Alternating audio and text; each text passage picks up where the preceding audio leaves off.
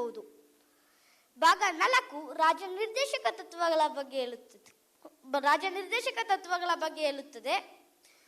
Article 36 to 51.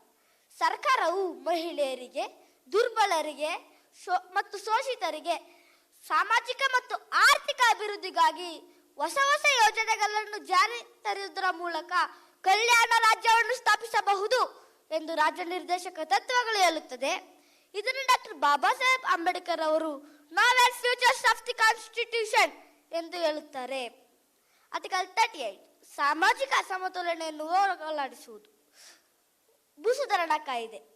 ಭೂಮಿ ಇಲ್ಲದವರಿಗೆ ಭೂಮಿ ಹಂಚಿಕೆ, ಉಳುವನೆ ಭೂಮಿಯ ಒಡೆಯ, ಮನೆ ಇಲ್ಲದವರಿಗೆ ಮನೆ ಹಂಚಿಕೆ, ರೈತರ ಸಾಲ ಮನ್ನಾ, ಉದ್ಯೋಗ ಭರವಸೆ, ಭಾಗ್ಯಲಕ್ಷ್ಮಿ ಯೋಜನೆ, ಸುಕನ್ಯಾ ಸಮೃದ್ಧಿ ಯೋಜನೆ, ಬಿಸಿಯೂಟ ಯೋಜನೆ, ಹಾಗೆ ಪ್ರಸ್ತುತ ನಮ್ಮ ರಾಜ್ಯ ಸರ್ಕಾರವು ಜಾರಿಗೆ ತಂದಂತ ಗೃಹಲಕ್ಷ್ಮಿ, ಗೃಹ ಜ್ಯೋತಿ, ಅನ್ನಭಾಗ್ಯ, ಯುವ ನಿಧಿ, ಶಕ್ತಿ ಯೋಜನೆ ಇವು ಮಹಿಳೆಯರಿಗೆ ಮತ್ತು ಆರ್ಥಿಕವಾಗಿ ಹಿಂದುಳಿದವರನ್ನು ಸ್ವಾವಲಂಬಿಯನ್ನಾಗಿ ಮಾಡಲು ಸಹಕಾರಿಯಾಗಿದೆ.